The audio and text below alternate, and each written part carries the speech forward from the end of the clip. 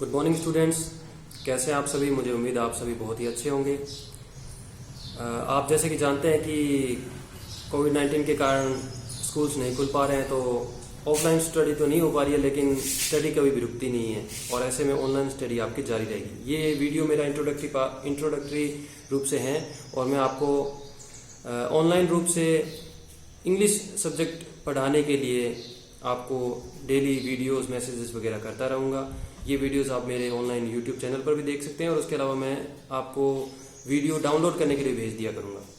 तो सबसे पहले मैं बताना चाहूँगा कि आप इंग्लिश पढ़ने के लिए ये ना सोचें कि हम लोग एक ऑनलाइन सिस्टम से ही पढ़ सकते हैं। एक चीज़ आप ये ध्यान रखें कि आप बुक से भी इंग्लिश पढ़ सकते हैं। आपके पास जो टेक्स्ट उपलब्ध है अपनी अपनी बुक का, कोई भी उसके अंदर परफेक्ट नहीं है। आप उस टेक्स्ट को पढ़ने की कोशिश कीजिए, जहां तक हो सके आपके उसके अंदर वोकैब में जो शब्द दिए हुए हैं वो आप पढ़िए। उसके अलावा आपके पास जितनी भी जानकारी उपलब्ध है उस लेसन से रिलेटेड, जैसे कि आपके पास पासबुक होती है, क्वेश्चंस आंसर होते हैं, एक बार फिर से पढ़ने की कोशिश कीजिए। कोई भी लेसन के अंदर परफेक्ट नहीं है तो आपको ज्यादा से ज्यादा उसके अंदर शब्दों के अर्थ ढूंढकर वोकैब इंप्रूव करनी है और जो लेसन आपके इस साल लगे हुए हैं वही आप लेसन पढ़िए। इंग्लिश सब्जेक्ट के अंदर प्रैक्टिस ही मेन चीज है और ऐसे में आपको अच्छे से अच्छे प्रैक्टिस करनी है। लेसन फिर से कंप्लीट पढ़िए और आप उसको इम्प्रूव कीजिए और पढ़िए। आपके जो लेसन आपने इसी साल पढ़े हैं, आपको नए बुक्स की जरूरत नहीं है। जो आपने लेसन पहले से पढ़े हुए हैं उन्हीं को फिर से रिपीट कीजिए, जो आपको परफेक्ट बनाएंगे उस लेसन के लिए और आपकी वोकैब और ज्यादा इंप्रूव होगी। उसके अलावा मैं आपको जैसे इंग्लिश सब्जेक्ट से रिलेटेड और वीडियोस आपको पोस्ट करता रहूंगा। अब देखिए, आपको एक सिस्टमेटिक रूटीन अपनाने की जरूरत है। सुबह से लेकर रात तक आपको इस टाइम को वेस्ट नहीं करता है, उल्टा इस टाइम में क्रिएटिविटी लेके आनी है। लाइफ में वही व्यक्ति ज्यादातर सक्सेसफुल हुए हैं जो एडजस्टमेंट कर पाए हैं और ये टाइम एडजस्टमेंट का है। आपको हर सब्जेक्ट को पढ़ना है। ऐसे में सभी सब्जेक्ट के लिए एक लिमिटेड टाइम आपको निर्धारित करना है कि किस सब्जेक्ट के लिए कौन सा टाइम देना है, किस डे को कौन सा सब्जेक्ट किस तरीके से पढ़ना है। इसके साथ साथ आपको क्रिएटिविटी भी लेके आनी है। अब जैसे ये क्रिएटिविटी है ऑनलाइन पढ़ना, आप ऑफलाइन भी बहुत सारा पढ़ चुके हैं, लेकिन अब ये जो क्रिएटिविटी आपको लेके आनी है, ये क्रिएटिविटी ही लाइफ चेंजिंग होती है। अब आप ये सोच के बैठे हैं कि अगर हमारी स्कूलों की पढ़ाई नहीं हो रही है तो अब हम घर पे किसी चीज को उठाएंगे नहीं, किताब नहीं उठाएंगे, तो ये आपका गलत तरीका है। बड़े बड़े कंपटीशन को पास करने वाले भी सेल्फ स्टडी से करके ही पास हुए हैं। ऐसे में उनके पास बुक्स अवेलेबल होती है, आपके पास भी बुक्स अवेलेबल है और कोई भी बच्चा ऐसा नहीं है जो इस साल की बुक्स को परफेक्टली पढ़ पाया है। आप इसी साल की बुक को परफेक्टली पढ़िए। और जहां तक बात है मेरे सब्जेक्ट की, तो आपको इंग्लिश पढ़ने के लिए अपने टेक्स्ट को फिर से पढ़ने की जरूरत है। एक बार फिर से ग्रामर की मैं आपको नोट्स उपलब्ध करवाऊंगा खुद ही वीडियो बनाकर। उसके अलावा आपको मैं वोकैब भी इंप्रूव करवाऊंगा। लेकिन सबसे पहला आपको काम करना है, आपके जो लेसन हैं उनको फिर से पढ़ना है आपको।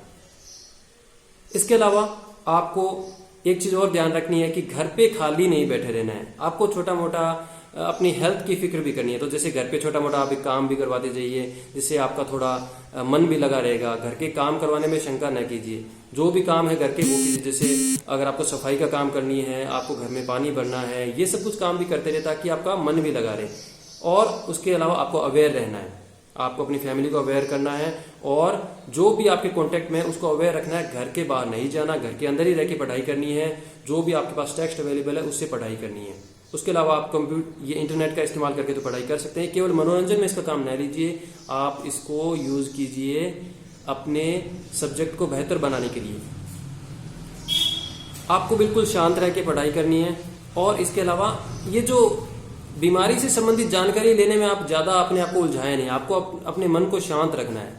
इतना न उलझें कि आप इस बीमारी का इलाज घर पे नहीं ढूंढ सकते हैं। ये प्रशासन और बड़े अधिकारियों के मन की बात है जो जल्दी ही इसका इलाज लेकर आएंगे। तब तक आपको घर पे रह के पढ़ाई करनी है और वो भी बिल्कुल सुरक्षित तरीके से।